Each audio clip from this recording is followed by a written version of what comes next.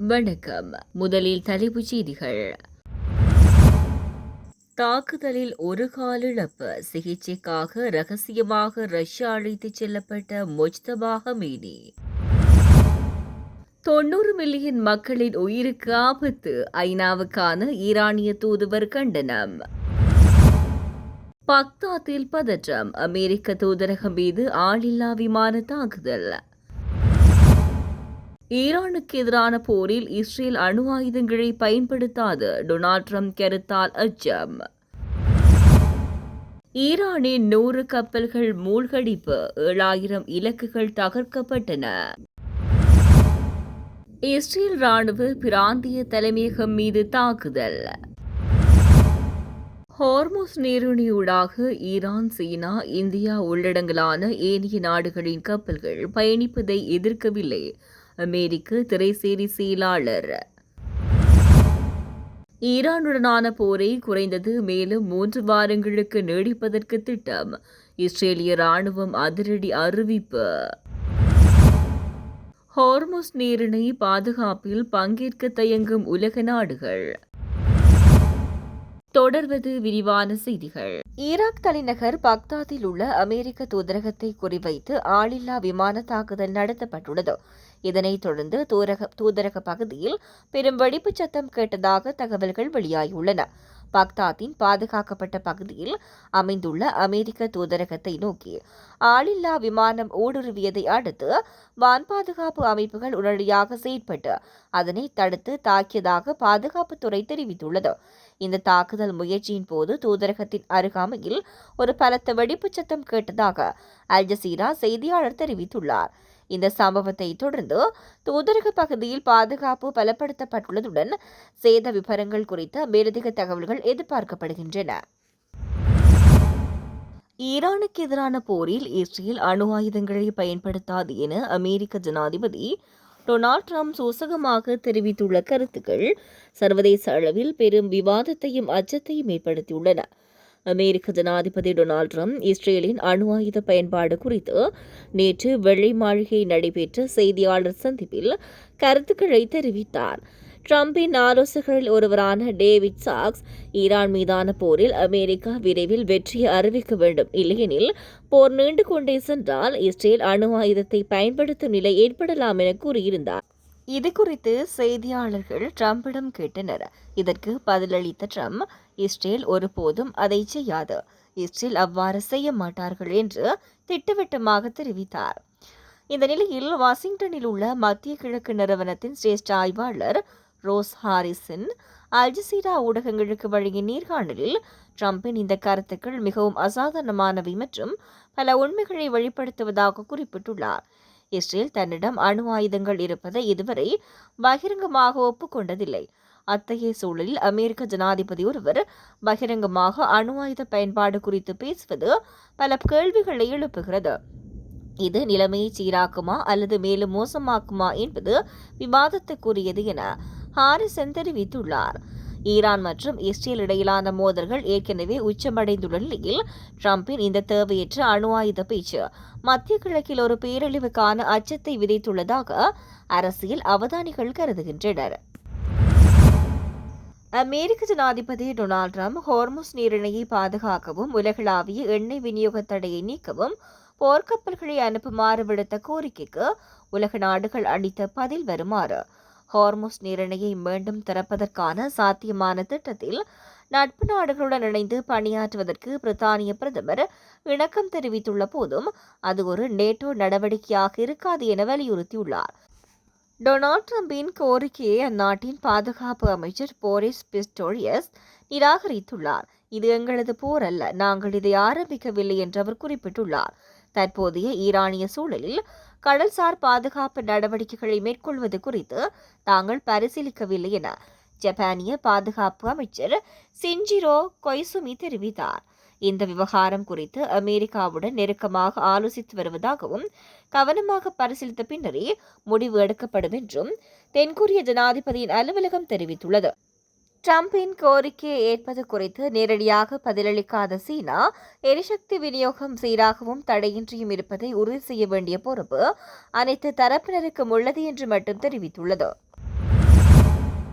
America மற்றும் இஸ்ரேலின் பொறுப்பற்ற இராணுவவாதம் குறித்து ஐக்கிய நாடுகளுக்கான ஈரானிய தூதுவர் அலி பக்ரைனி கடும் கண்டனம் தெரிவித்துள்ளார். ஜெனீவாவில் உள்ள ஐக்கிய நாடுகளின் மனித உரிமைகள் பேரவையில் உரையாற்றிய அவர், ஈரான் ஒருபோதும் அச்சுறுத்தல்களுக்கோ அல்லது சட்டவிரோத ஆக்கிரமிப்புகளுக்கோ பணியாது என்று திட்டவட்டமாக தெரிவித்துள்ளார். ஈரானின் தற்போதைய மிக அவசரமான மனித உரிமை பிரச்சினை என்பது தொடர்ச்சியான இராணுவ தாக்குதல்களால் 90 மில்லியன் மக்களின் உயிருக்கு ஏற்பட்டுள்ள அச்சுறுத்தலேயாகும். 7,000க்கும் அதிகமானோர் காயமடைந்துள்ளனர். பிப்ரவரி 28ஆம் தேதி மோதல்கள் தொடங்கியிலிருந்து இதுவரை 1,300க்கும் அதிகமானோர் உயிரிழந்துள்ளனர். எனினும் அமெரிக்கா மற்றும் இஸ்ரேல் தரப்பு வேண்டுமென்றே பொதுமக்கள் மற்றும் கலாச்சார தளங்களை இலக்கு வைப்பதாக அவர் குற்றம் சுமத்தியுள்ளார். இந்த அலட்சிய போக்கு தொடர்ந்தால் இதனால் பாதிக்கப்படும் கடைசி நாடாக ஈரான் இருக்காது என்றும் அவர் எச்சரித்துள்ளார். இத்தகைய இக்கட்டான சூழ்நிலையில் ஈரான் சரியாக என்ன செய்ய வேண்டும் என்று எதிர்பார்க்கப்படுகிறது என்று கேள்வி எழுப்பிய ஐக்கிய நாடுகளுக்கான ஈரானிய தூதுவர் அலி பக்ரைனி, அச்சுறுத்தல்களுக்கு தமது நாடு ஒருபோதும் தலைவணங்காது என்பதை உறுதிபட கூறியுள்ளார். ஈரானுடனான போரில் இதுவரை அமெரிக்கா 7,000 இலக்குகள் மீது தாக்குதல் நடத்தியுள்ளதாகவும் ஈரானின் 100க்கும் மேற்பட்ட போர்க்கப்பல்களை மூழ்கடித்துள்ளதாகவும் அமெரிக்க ஜனாதிபதி டொனால்ட் ட்ரம்ப் தெரிவித்துள்ளார். வெள்ளை மாளிகையில் நேற்று விசேட உரையொன்றில் அவர் இந்த விடயத்தை குறிப்பிட்டார். ஈரானின் வான்படை மற்றும் கடற்படை முற்றாக அழிக்கப்பட்டு விட்டதாக குறிப்பிட்ட அவர், அந்த நாட்டின் தலைவர்கள் நிலை குலைந்து போயுள்ளதோடு வான் பாதுகாப்பு தொழில்நுட்பங்களும் சிதைக்கப்பட்டுள்ளன என தெரிவித்தார். பல ஆண்டுகளுக்கு முன்பே செய்திருக்க வேண்டிய காரியத்தை அமெரிக்காவும் இஸ்ரேலும் இப்போது செய்து வருகின்றன என்றும் ட்ரம்ப் குறிப்பிட்டார். மேலும் ட்ரோன்கள் மற்றும் ஏவுகணைகளை தயாரிக்கும் ஈரானின் 3 பிரதான தொழிற்சாலைகள் மீது நேற்று அமெரிக்கா தாக்குதல் நடத்தியுள்ளதாக ஜனாதிபதி உறுதிப்படுத்தினார். தற்போதைக்கு எண்ணெய் உச்சகட்டமைப்புகளை தாக்கவில்லை என்றாலும் தனது முடிவை எப்போது வேண்டுமானாலும் மாற்றிக்கொள்ள முடியும் எனவும் ஈரானின் ஒட்டுமொத்த எண்ணெய் வளத்தையும் அளிப்பதற்கு வெறும் சில நிமிடங்கள் போதுமானது என்றும் ட்ரம்ப் எச்சரிக்கை விடுத்துள்ளார். மத்திய கிழக்கில் நீடித்து வரும் போரின் ஒரு பகுதியாக இஸ்ரேலிய ராணுவத்தின் தென் பிராந்திய கட்டளை தலைமையகம் மற்றும் ராஃபேல் ஆயுத நிறுவனத்தின் தளங்கள் மீது ஈரான் பாதிய தாக்குதல்களை நடத்தியுள்ளது. இந்த தாக்குதல்கள் தற்போதைய போரின் 56வது அலை தாக்குதல்கள் என ஈரானின் இஸ்லாமிய புரட்சிகர காவல்படை அறிவித்துள்ளது. இதில் இஸ்ரேலின் பாதுகாப்பு உட்கட்டமைப்புகள் மற்றும் ஆயுத கிடங்குகள் இலக்கு வைக்கப்பட்டுள்ளன. கத்தாரில் அமைந்துள்ள அமெரிக்காவின் மிக முக்கியமான அல் உடைட் விமான தளத்தின் மீதும் ஈரான் ஏவுகணை தாக்குதல்களை நடத்தியுள்ளதாக ஈரானின் இஸ்லாமிய புரட்சிகர காவல்படை தெரிவித்துள்ளது. ஈராக்கின் குர்சிதான் பிராந்தியத்தில் உள்ள ஏர்பீஸ் பகுதியில் தாங்கியுள்ள ஆயுதமேந்திய எதிர்ப்பு குழுக்களின் நிலைகள் மீது ஈரானின் ட்ரோன் பிரிவினர் தாக்குதல் நடத்தினர்.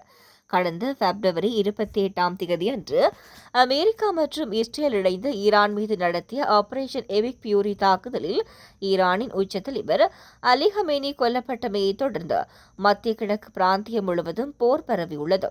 ஈரானின் புதிய தலைவராக சையத் மொஜ்தபா ஹமேனி நியமிக்கப்பட்டுள்ள நிலையில் ஆபரேஷன் ட்ரூ ப்ராமிஸ் 4 என்ற பெயரில் ஈரான் தனது பதிலடி தாக்குதல்களை தொடர்ந்து வருகிறது.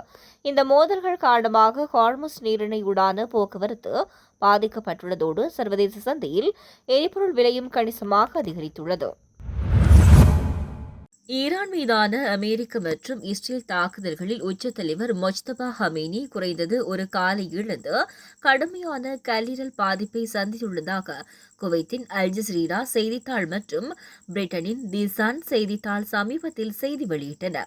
அவரது காயங்களுக்கு சிகிச்சை அளிக்க அனைத்து வசதிகளையும் கொண்ட ஒரு சிறப்பு மருத்துவமனை தேவைப்பட்டாலும் ஈரான் மீதான அமெரிக்கா மற்றும் இஸ்ரேலின் தொடர்ச்சியான தாக்குதல்களால் ஈரானில் ஹமேனிக்கு சிகிச்சை பெறுவது கடினமாகிவிட்டதாக செய்தித்தாள்கள் தெரிவித்தன. இதன் விளைவாக ஈரானிய உச்ச தலைவர் மிகவும் ரகசியமாக ரஷ்யாவுக்கு அழைத்து செல்லப்பட்டுள்ளார். மேலும் இதற்காக ஒரு ரஷ்ய ராணுவ விமானம் ஈரானுக்கு வந்துள்ளது என்று செய்தித்தாள்கள் தெரிவித்தன. ரஷ்ய ஜனாதிபதி விளாடிமிர் புடினின் அழைப்பின் பேரில் ஈரானிய உச்ச தலைவர் ரஷ்யாவுக்கு அழைத்துச் செல்லப்பட்டதாகவும் புடினின் அதிகாரப்பூர்வ இல்லத்தில் ஹமேனிக்கு வெற்றிகரமான அறுவை சிகிச்சை செய்யப்பட்டதாகவும் செய்தித்தாள்கள் செய்தி வெளியிட்டன. அயதுல்லா அலி ஹமேனி கொல்லப்பட்ட தாக்குதலில் மொஜ்தபா ஹமேனி காயமடைந்தாரா அல்லது வேறொரு தாக்குதலில் காயமடைந்தாரா என்பது தெளிவாக தெரியவில்லை என்ற செய்தித்தாள்கள் செய்தி வெளியிட்டன. ஈரானின் உச்ச தலைவராக பொறுப்பேற்றதிலிருந்து முஜ்தபா ஹமேனி என்னும் பொதுவில் தோன்றாததற்கு இதுவே காரணம் என்றும் செய்தித்தாள்கள் குறிப்பிட்டன. ஈரானுக்கு எதிரான போர் நடவடிக்கைகள் குறைந்தது என்ன 3 வாரங்களுக்கு தொடரும் வகையில் விரிவான செயற்பாட்டு திட்டங்கள் தயார் நிலையில் உள்ளதாக இஸ்ரேலிய ராணுவம் அதிரடி அறிவிப்பு செய்துள்ளது. இஸ்ரேலிய ராணுவ பேச்சாளர் லெப்டினன்ட் கர்னல் நடாவ் ஷோஷானி ஊடகவியலாளர்களுக்கு நேற்று திங்கட்கிழமை தெரிவிக்கையில் ஈரான் குறித்து 3 வாரங்களுக்கான விரிவான போர் திட்டங்கள் வகுக்கப்பட்டுள்ளதாகவும் தேவைப்பட்டால் அதனை தாண்டி நீடிக்கவும் மேலதிக திட்டங்கள் உள்ளதாகவும் குறிப்பிட்டார். ஈரானின் கண்டம் விட்டு கண்டம் சென்று தாக்கும் ஏவுகணை வசதிகளை தகர்ப்பது, இஸ்ரேலுக்கு அச்சுறுத்தலாக விளங்கும் ஈரானின் அணுசக்தி நிலையங்களை செயலிழக்கச் செய்வது, ஈரானின் ஆட்சியில் பாதுகாப்பு பிரிவுகள் மற்றும் அதன் அனைத்து கிளைகளின் பலத்தை முற்றிலுமாக சிதைப்பது என்பதுவே இஸ்ரேலின் இலக்குகளாக உள்ளதாக அவர் தெரிவித்துள்ளார். ஈரானுக்குள் தாக்குதல் நடத்துவதற்கு இன்னும் ஆயிரக்கணக்கான இலக்குகள் உள்ளதாக இஸ்ரேலிய ராணுவம் கூறுகின்ற நிலையில் அமெரிக்க ஜனாதிபதி டொனால்ட் ட்ரம்ப் கடந்த வாரம் கருத்து வெளியிடுகையில் ஈரானின் தாக்குவதற்கு நடைமுறையில் இனி எதுவும் எஞ்சவில்லை என்று குறிப்பிட்டுள்ளார். இந்நிலையில் இஸ்ரேலின் மேற்படி கருத்து கடும் விவாதத்தை தோற்றுவித்துள்ளது. ஈரானானது அமெரிக்கா, இஸ்ரேல் மற்றும் அந்நாடுகளின் நேச நாடுகள் தவிர்ந்த நாடுகளுக்கு ஹார்மோஸ் நீரிணை வழியாக பயணம் மேற்கொள்வதை தடுக்கவில்லை என தெரிவித்திருந்த நிலையில் அந்த சலுகையை பயன்படுத்தி சில ஈரானிய, இந்திய மற்றும் சீன கப்பல்கள் மேற்படி நீரிணை ஊடாக பயணத்தை மேற்கொண்டிருந்தன.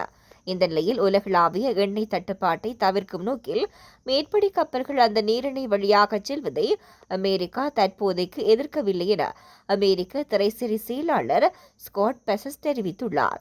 சிஎன்பிசி ஊடகத்துக்கு அளித்த பேட்டியிலே பெசனட் இவ்வாறு தெரிவித்துள்ளார். எரிபொருளை ஏற்றிச் செல்லும் கப்பல்கள் அதிக அளவில் அந்த நீரிணையை கடந்து செல்வதற்கு ஆரம்பித்துள்ளதை நாங்கள் காண்கின்றோம்.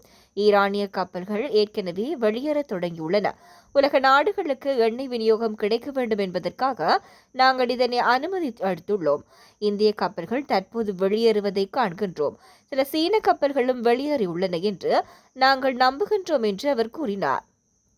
வளைகுடா போர் காரணமாக உயர்ந்து வரும் எண்ணெய் விலையை குறைக்க அமெரிக்காவின் அவசரகால எண்ணெய் கையிருப்பை வெளியிடுவது தவிர வேறு என்ன நடவடிக்கைகள் எடுக்கப்படும் என வினவப்பட்ட கேள்விக்கு அவர் பதிலளிக்கையில் அது போர் எவ்வளவு காலம் நீடிக்கும் என்பதை பொறுத்தே அமையும் என்று கூறினார்.